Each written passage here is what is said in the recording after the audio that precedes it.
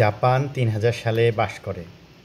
তা আমরা বিভিন্ন ব্লগে বা বিভিন্ন যারা বিশেষ করে আমার অনেক স্টুডেন্টকে দেখেছি যারা নতুন, নতুন জাপান যায়, হ্যাঁ? তারা হচ্ছে যে মনে করে যে জাপান ৩,০০০ সালে বাস করে।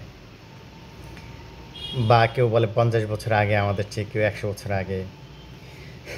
তো আসলে ব্যাপারটা সেরকম না। জাপান আসলে ২০২৫ সালে বাস করে। হ্যাঁ, জাপান ৩,০০০ সালে বাস করে না। কিন্তু আমরা বাস করি হলো মধ্যযুগে ১৮ শতাব্দী ১৯ শতাব্দীতে আমরা বাস করি। তো এর আগেও এই কথা অনেকবার বলেছি। এখন আমাদের দেশের সামাজিক, রাজনৈতিক, অর্থনৈতিক এবং আমাদের দেশের মানুষের মানসিক অবস্থাটা এখনও ব্রিটিশ আমলের আগের অবস্থায় আছে। আমাদের দেশের রাজনীতি অনেক মানুষ আমরা তো বুঝি না, বোঝার চেষ্টাও করি না।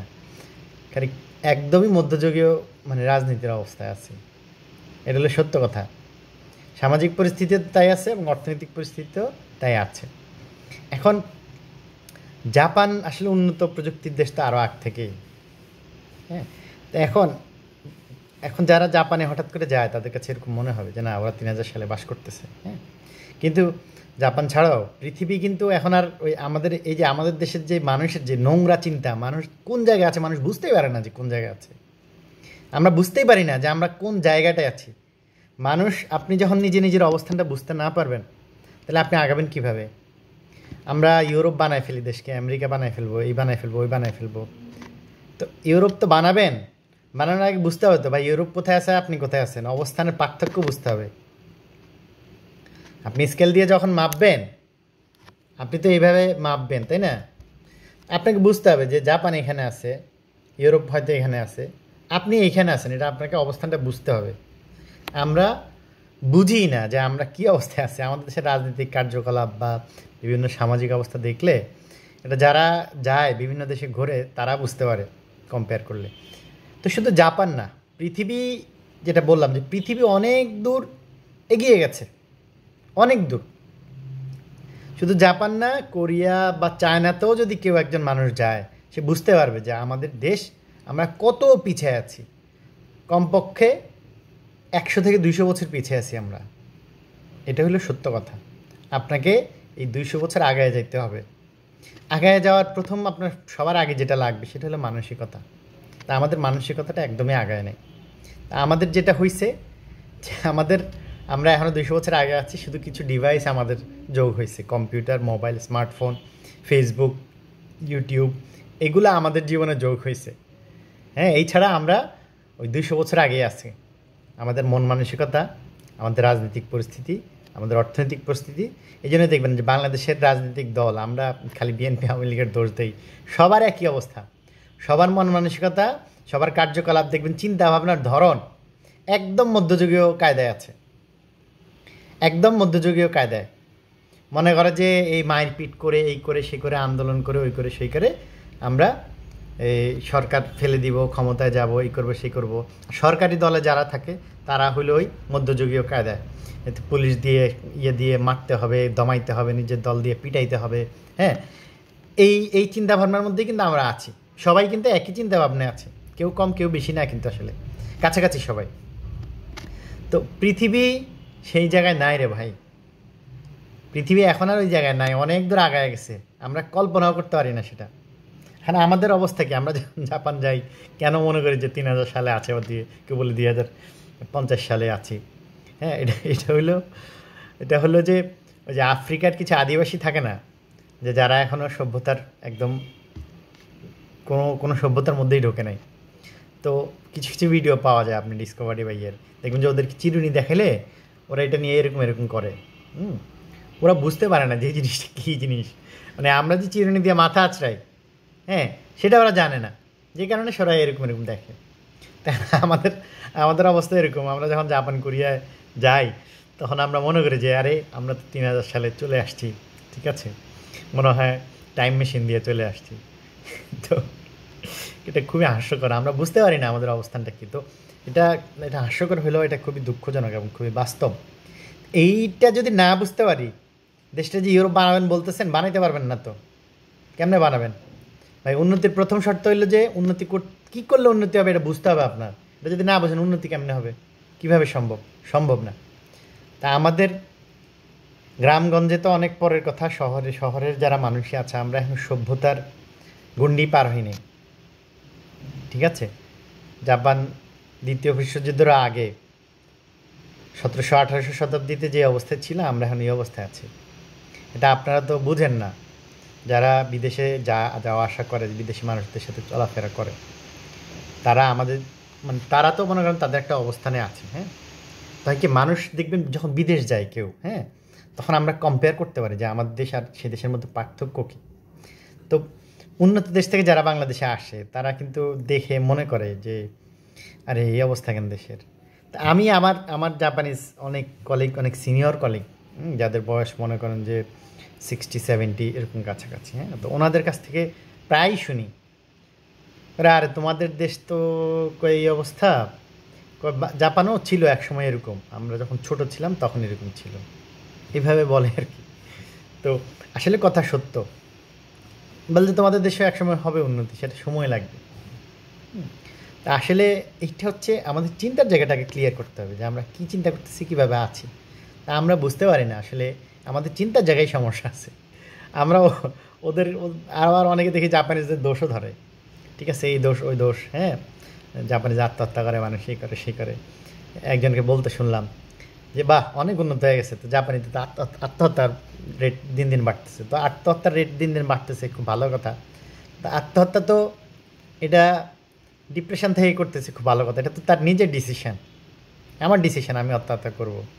আপনার দেশে একটু কম্পেয়ার করেন না, বাংলাদেশে আত্মহত্যার পরিমাণ কীরকম সেটা তো আপনি খোঁজ নেন না। তো আরেকটা হলো যে সে তো আত্মহত্যা করতেছে, নিজে ডিসিশন নিতেছে, আপনার দেশে তো কামড়াকামড়ি করতেছে না। আপনার দেশে যেরকম কামড়াকামড়ি করে মানুষ মরে, রাজনীতিক এরকম এই অবস্থায় মনে করেন যে একটা সমস্যা হলো, রাজনৈতিক সমস্যা, সেখানে 2000 মনে করেন যে যেটাই হোক হাজারখানেক লোক মারা যায়, ওদের কাছে এটা অদ্ভুত অদ্ভুত অকল্পনীয় বিষয় লাগে। ওরা এটা শুনলে ওরা মনে করে যে বাংলাদেশ এখনও আমার দ্বিতীয় বিশ্বযুদ্ধের আগে যে অবস্থায় ছিল আমরা ওই অবস্থায় আছে। হ্যাঁ, এটা ওরা মনে করে, এটা সত্য। এমনকি এই যে মনে করেন যে আন্দোলন সংগ্রাম গেল, যেই দিন মনে করেন যে নেট খুললো, সেই দিনের পরেও আমাকে জাপান থেকে জিজ্ঞেস করছে যে শাহরিয়ার তুমি কি বেঁচে আছো? চিন্তা করেন ওরা কী লেভেলে চিন্তা করতেছে, কোন জায়গায়। আমরা হচ্ছে যে সেই চিন্তাটা আমরা ধারণ করতে পারি না। আপনার চিন্তা যদি উন্নত না হয় আপনি জীবনে কখনো উন্নত হইতে পারবেন না, সম্ভব নয়। কারণ মানুষের চিন্তাটাই কিন্তু মানুষকে টাইনা নিয়ে যায়। জাপানিজরা একটা কাজ করলে সবসময় ওর সমস্যা হইতে থাকে, যে কোনো কাজেই ওরা অলওয়েজ সমস্যার সমাধান করতে থাকে। এবং ওরা বলে আরে ভাই সবসময় আমরা দেখি ওদের কাছ থেকে কথা শুনি যে সমস্যা সমাধান করতেছে, আবার নতুন নতুন সমস্যা উদ্ভব হইতেছে। তা আসলে কি, আসলে সেটা না, আসলে হচ্ছে যে ওরা অলওয়েজ সমস্যা তো থাকবেই, সমস্যা সমাধানের মধ্যে থাকে। আমরা যেটা সমস্যার সমাধান করলেই তো আপনার ইমপ্রুভমেন্ট হবে, যে আমার এখানে সমস্যা হলো আমি এটা সমাধান করলাম, এখানে গেলাম এভাবে আস্তে আস্তে আস্তে আস্তে উপরে ওঠে। আমরা সেটা করি না, আমরা সমস্যা জিয়ে রাখি। এবং আমাদের দেশে যারা ভালো ভালো কথা বলে, উন্নতির কথা বলে, মানবিকতার কথা বলে, এবং হচ্ছে যে ইনসাফের কথা বলে, তো তাদের কথাগুলো খুব সুন্দর। কিন্তু আমি আমার ব্যক্তিগত অবজারভেশন থেকে দেখি যে যারা এইসব কথাগুলো বলে ওরাই হচ্ছে মানবিকতা, সভ্যতা এবং ইনসাফের পথে ওরাই সবচেয়ে বেশি বাধা, যারা বলে এই কথাগুলো। এটাই হচ্ছে বাংলাদেশের সবচেয়ে বড় সমস্যা। হ্যাঁ, যারা মানবিকতার কথা, উন্নতির কথা, ইনসাফের কথা বলে, তারাই এমন চিন্তা ভাবনা ধারণ করে যেটা তাদের আশা আকাঙ্ক্ষার উল্টা। তাদের আশা আকাঙ্ক্ষা উল্টা, তাদের চিন্তাধারাই হচ্ছে তাকে পিছন থেকে টেনে ধরে রাখে, আপনি আগাবেন কীভাবে। তো যেটা বললাম, আরেকটা সমস্যা আছে, আমরা দোষ দিই যে জাপানের এই সমস্যা। আরে ভাই ওখানে তো আত্মহত্যা করে, আর আপনার দেশে তো কামড়াকামড়ি করে মরে। আপনি হিসাব করেন, আপনার দেশে আপনি কম্পেয়ার করেন না। আপনার দেশে এই যে প্রতিদিন অ্যাক্সিডেন্ট হয়, খোঁজ নেন যে ওদের দেশে প্রতিদিন কত মানুষ অ্যাক্সিডেন্টে মারা যায়, হিসাব নেন। এমনও হবে যে আপনার দেশে দিনে যতজন মারা যায় অ্যাভারেজে অ্যাক্সিডেন্টে, ওর দেশে তো বছরও এতজন মারা যায় না।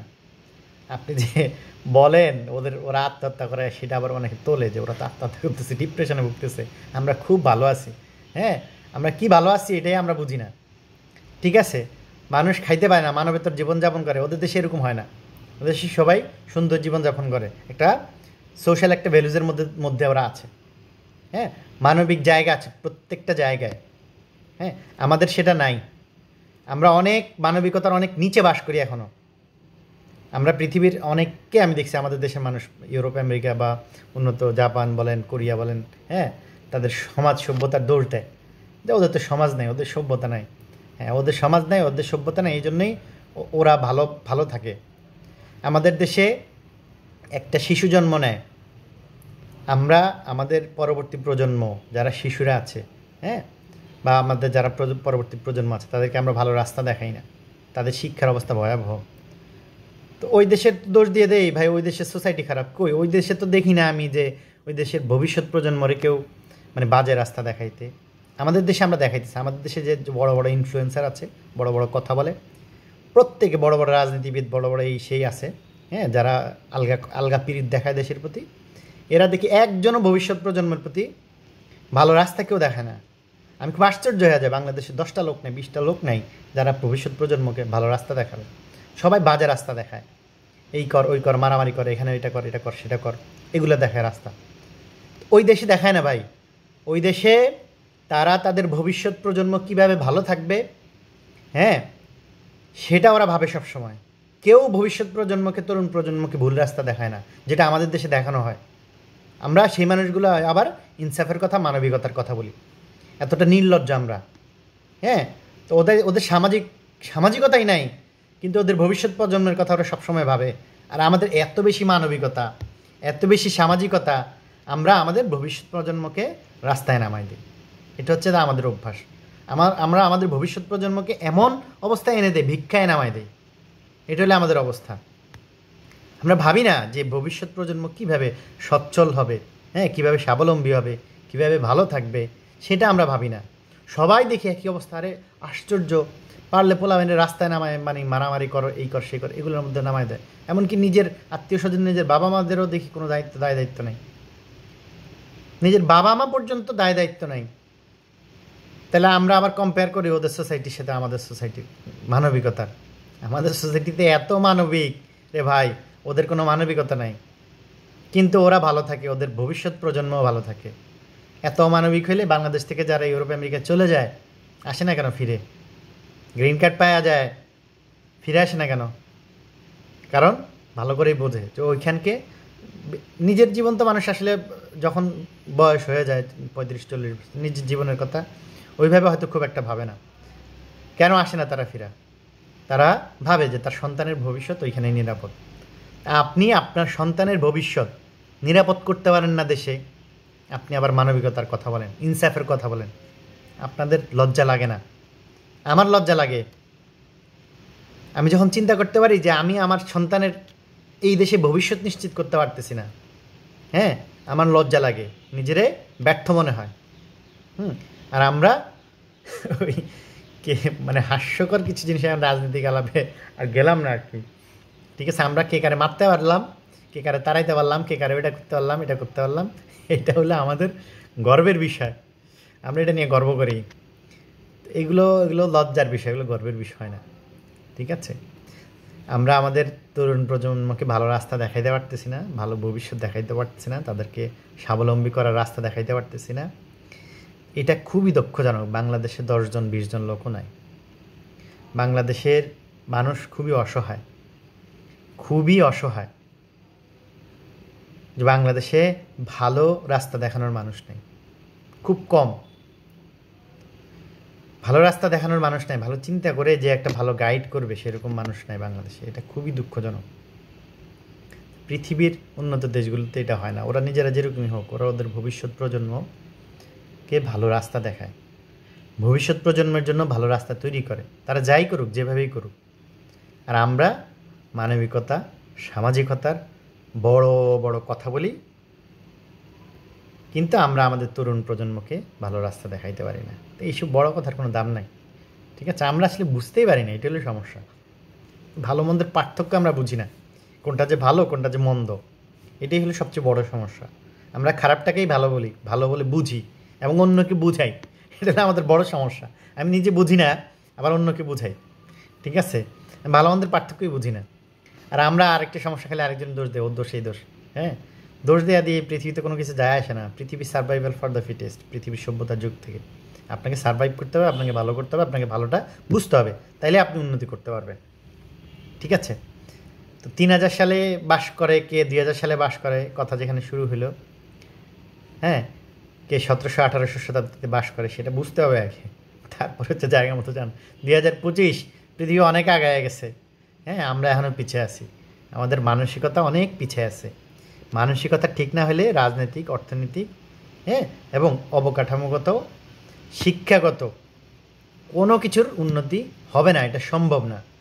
অতএব বোঝার চেষ্টা করেন যে মূল সমস্যা কোথায় এবং কোথায় ঠিক করতে হবে, কোথায় কাজ করতে হবে, তাহলে হচ্ছে আগানো সম্ভব।